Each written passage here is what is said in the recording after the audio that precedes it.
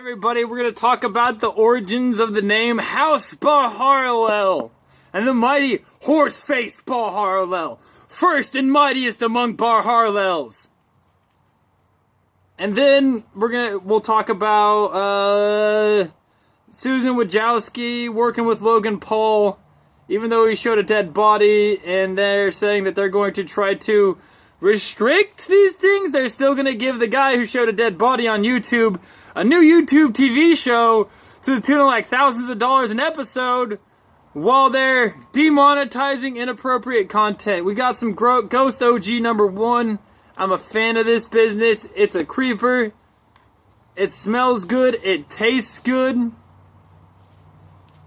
It's the business. Let's do it. Come on, baby. I'm listening to Chubby Checker, and let's talk about the mighty House Baharlel. How did the mighty House Baharlel come into being? It's a gaming name I used for a while. I used to play Horseface Baharlel. Horseface, Barharlel. You go Baharlel. You put as many R's in there as you want. You go Baharlel, Barharlel. I usually just pronounce it Baharlel. This is simple. The mighty House Baharlel. Baharlel. Horseface made the name Baharlel when I conquered the Mountain Blade world in 300 days, in game days. That's stupid fast. Ask anybody. I conquered an entire planet in 330 days, my dude. Oh shit, I was reading a lot of Art of War back then. And I conducted my military campaign in a very specific manner that led to me owning the entire planet in less than a year. Through mass military conflict. I don't have as good as method as I used to. But I have a different plan because I didn't have any soldiers at the end of that. I just killed everybody taking over the planet. Like my standing army wasn't much of a standing army. I couldn't fight lords at the end, but there wasn't very many lords for me to fight because I'd killed everybody so fast. And I would just train up peasants and send them into the meat grinder. Play differently now.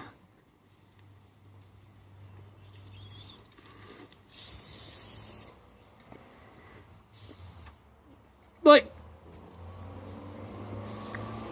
this Ghost OG is so good, dude. That's why I went back and got some more. Now, the House Baharlel ends up the House Baharlel is a very potent force. After it's not Horseface, it's Man-Horse Baharlel.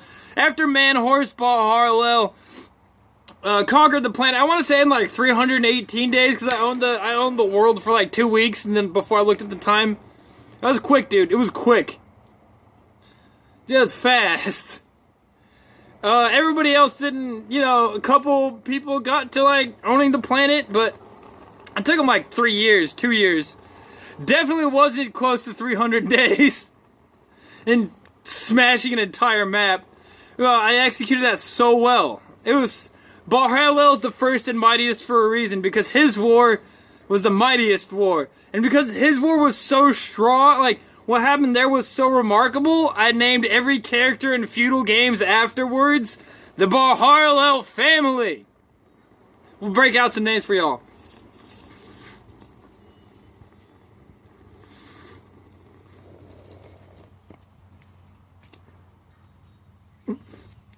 Corvus Baharlel isn't named after Raven. I mean, it sort of is. But it's more directly named after the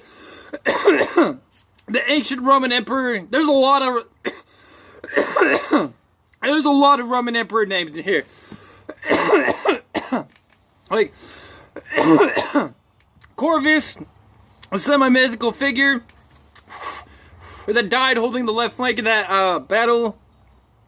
I want to say it's against the Punic people, but I really think that's wrong. But if you studied early Roman history, you know what I'm talking about. I also have, speaking of other Romans, Fritigern wasn't a Roman, he was actually a barbarian general, but there's Fritigern and Bar Harlel, and there's another Roman in there. Oh yeah, Caesar Bar Harlel, because I was learning about Caesar at the time, and I got so hyped when he crossed the Rubicon.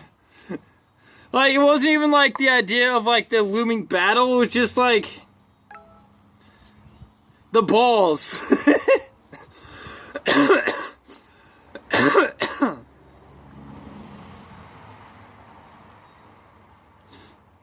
Man, like when you learn about history, there's points in history I always think like, what if this happened differently? And everybody goes for like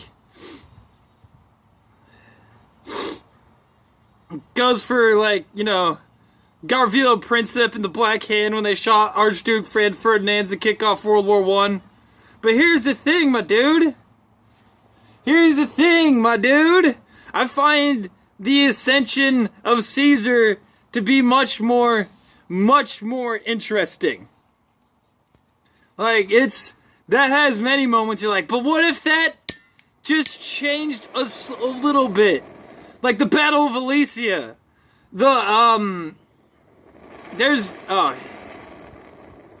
There was a battle where he kind of like was thinking he was gonna die. I don't remember where it was. I think he was fighting like the Persians, but I'm probably wrong there. But like the people that were surrounding him like kind of fucked off, and he's like, "I live." What if he lost what if he lost Alesia? What if he got like maxed out by those Persians, dude? History would be totally different. It'd be completely different. And it's part of the reason why I named my characters, especially in games like Mountain Blade, where I'm running around conquering peoples that used to exist that don't exist anymore. Like the Vigir? I don't know how to say their name. In historical, but they're spelled Vagir in Mountain Blade. So, you know, there's other ones like Rakhtafel. Rakhtafel, I think, is a name I got from a game where I made up, but here's the thing. Rakhtafel features a new thing, and I'll get to it in a second.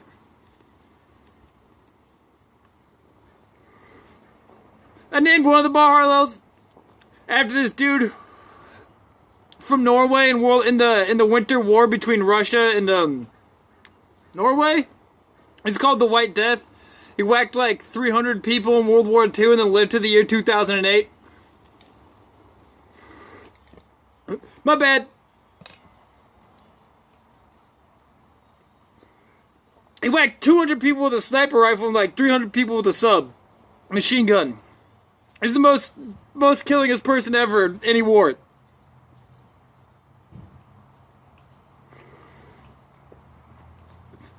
We ended up just mortaring his position with like mad artillery.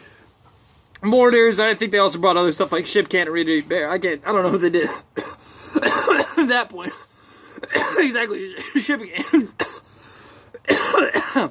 But other stuff. They brought, like, besides mortars, maybe, who knows, like heavy cannons. Like howitzers and stuff. I don't remember the dude's name, but I named a Bar Harlel after him. There's a bunch of Bar Harlels, like Genghis. Come on, who ain't you gonna name one of your guys after the Khan himself? And so there's all these weird characters, and we'll move on to the whole YouTube thing is going down. And, you know, they're saying they're gonna punish people who do damage to the community. By that, they're just gonna damage PewDiePie for making jokes on literally doing what he does and like make really weird jokes on the internet. But when they say they're gonna punish Logan Paul, the guy who walked around throwing Pokeballs at Japanese police officers, saying "I choose you," and also showing dead bodies in Akikuhara, the suicide forest in Japan. Yeah. My dude is gonna get a YouTube Red show. They're liars. They're full of it. This is a out and out lie. They're going to not punish Logan Paul. In fact, they've tweeted, their official accounts have tweeted on multiple occasions that they're gonna hire him for stuff like YouTube Red shows. So how are they gonna punish him but still give him thousands of dollars an episode? Oh no, we canceled the one show. You canceled the one show and you gave him another? That's not a punishment, my dude. It's definitely not a punishment. This is a rank hypocrisy. They're just using this as a scapegoat to roll out and jack people like me, jack PewDiePie, get up on people that, Jordan Peterson, the people they disagree with politically.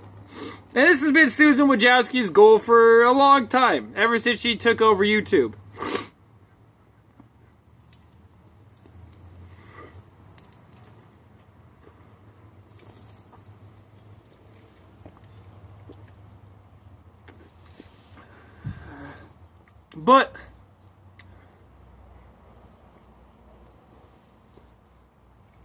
But here's the thing. I've been saying this for a long time. It's all just nails in the coffin, dog. This is all just nails in the YouTube coffin, my man. Y'all ain't seen a sight die before. This ain't my first rodeo. Enjoy it. YouTube's coming out to a bad end, man.